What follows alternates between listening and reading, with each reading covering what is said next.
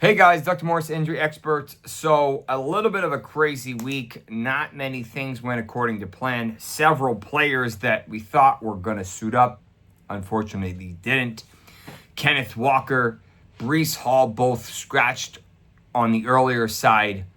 But then we had guys like George Pickens, like Ladd McConkey, unfortunately did not end up suiting up, which probably compromised a lot of teams due to just a rough week with lack of other options available. Many teams on bye, especially elite players. And then we had about 11 new injuries, some of which were pretty big. I'll do it in order like I always do. Aidan O'Connell, the Raiders cannot catch a break. And unfortunately, he suffered a season-ending left knee injury, probably a fracture. They haven't confirmed exactly what it is yet, but it's just unfortunate. The second their quarterback in as many weeks, so Desmond Ridder will take over from here.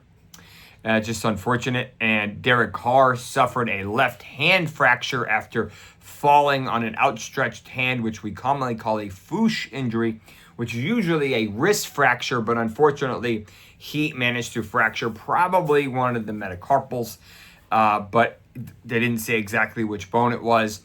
And the question becomes, is this a severe enough injury in a specific location to prevent him from continuing?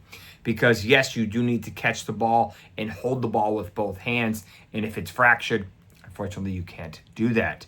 So we'll have to see how this plays out. Justin Herbert left tonight's game with a maybe knee injury. It wasn't super obvious. He was hobbling a little bit. He came back in the second half, made it a game. It was a funky knee injury. There was really no contact directly to the knee. He didn't land on it any weird way. So I don't really know what to make of it. It was just kind of a fluky play. I don't expect much out of it. And then Will Levis landed on that right AC sprain again. Reportedly got a probably cortisone shot at halftime, maybe also a Toradol shot, and ended up going back into the game. Disappointed in terms of sheer volume.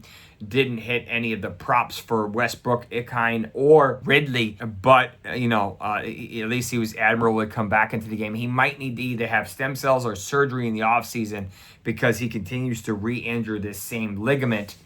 And he might have trouble playing next week, depending on how irritated these AC ligaments are again. The most potentially concerning injury of the day is probably going to go to Jonathan Brooks.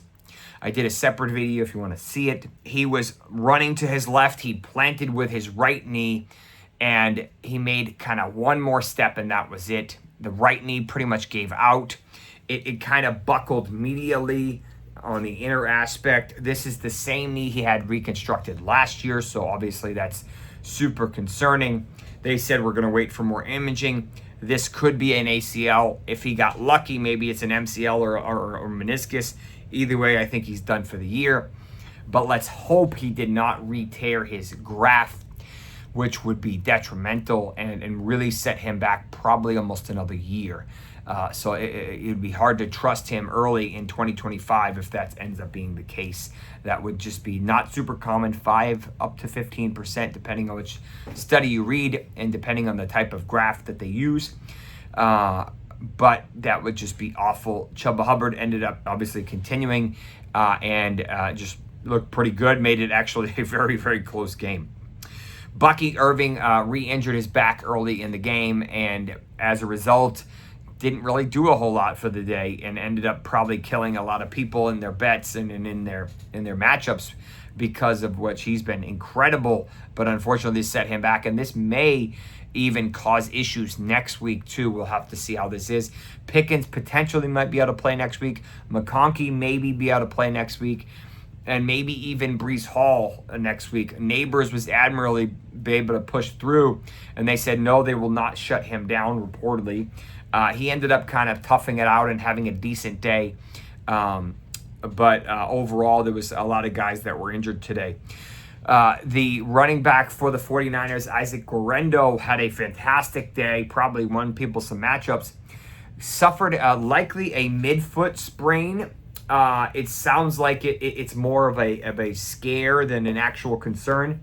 But remember, they do play on Thursday night. So this is a very short turnaround. I think they play the Rams. And we'll have to see, realistically, is this something that he's going to be able to play in 4 days from now?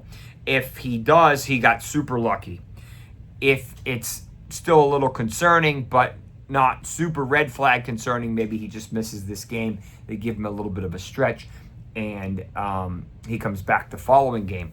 Now that, it's Christian McCaffrey and Jordan Mason are both on IR. So it sounds like after the game, just precautionary, but let's see what the MRI shows. X-rays are usually negative unless this is a substantial midfoot sprain. But if this is a mild, or what we call a grade 1, he might have gotten lucky. He might wear a carbon fiber insert. We'll just have to see how it plays out. Travis Homer, who was filling in intermittently for DeAndre Swift, who was banged up coming into this game with a quad injury. And it sounds like he suffered a concussion or was looked at for a head injury, so we'll have to see how that plays out.